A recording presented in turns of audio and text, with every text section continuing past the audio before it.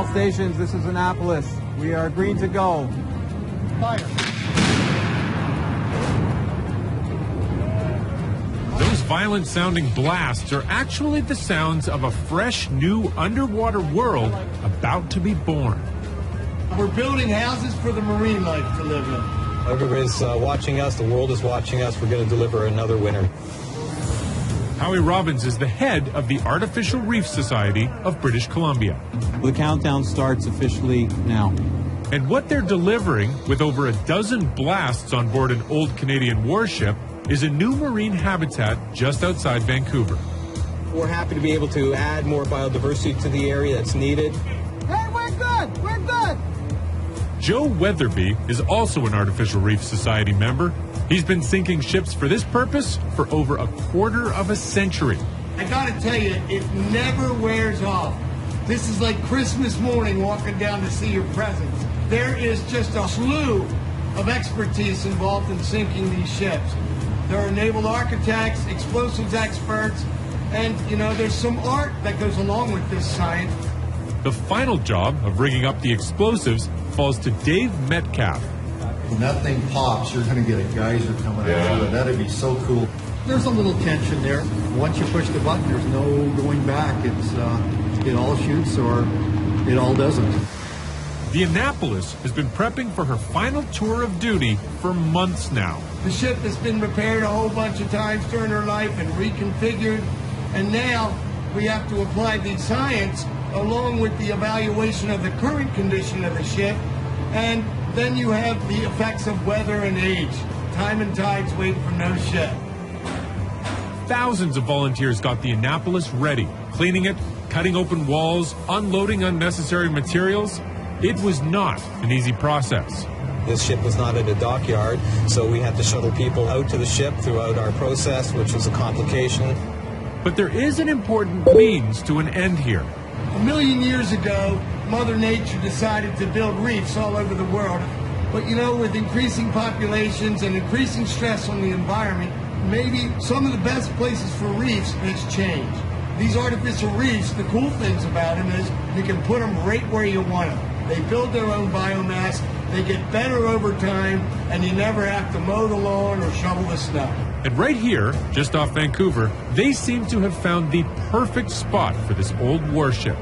The physical structure of the Annapolis is so dynamic. When you put this in combination with an area of the seafloor that is rather flat and featureless, it provides the vertical relief that's missing, and so it provides complex habitat and long-term and stable. So just how do you sink a Navy destroyer that was designed never to be sunk? That's a good guy. Very carefully. How's that? What we're trying to do is put the holes in the right places, compromise the hull so that she preferably floods on an even keel and goes pretty much straight down. The intent here is to ensure that we've got enough water coming in, evenly distributed, so that it floods from the bottom up, expelling the air, and that there's enough venting for air to escape. That ensures us a proper flooding process to allow us to sink the ship on her keel. Some of the charges we've got here will cut in excess of 1.25 inches of steel in one go, and it'll cut it as clean as a knife through butter. Installing the charges is a painstaking process. They have to ensure they're tight enough against the hull to cut through. That wasn't right. One of the charges slips under its clamping bar, but no harm, no foul. Dave is happy with its positioning. Actually, that's still going to punch a hole. Just let sleeping dogs lie. After a grueling wiring process throughout the ship, they finished setting all the charges. One last thing to do is push the button. Okay, let's do it. Detonator cords run from their nearby barge onto the Annapolis.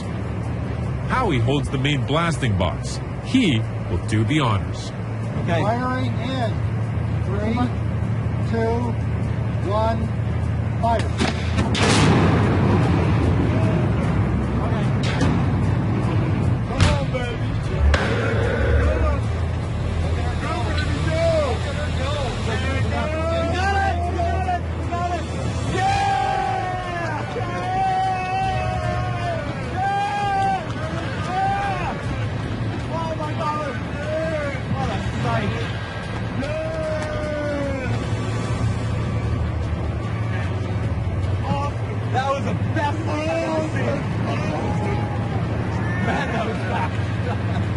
In just 2 minutes and 1 second, the sinking of the Annapolis is complete.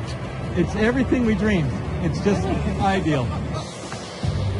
The next day, divers head down to the seafloor. Everything is intact, she's on her keel, and it's game on for the world's newest artificial reef. We're going to see hundreds of species on this vessel in the few short years to follow. She'll be a ship of study, of research and exploration. Many uses for the Annapolis, 20 minutes from downtown Vancouver, a living laboratory at our footstep. I loved all the cameras that we had on the actual sinking. I know, it's incredible. And we got them back, because you can tell, because we have the footage. Anyway, very lucky. This next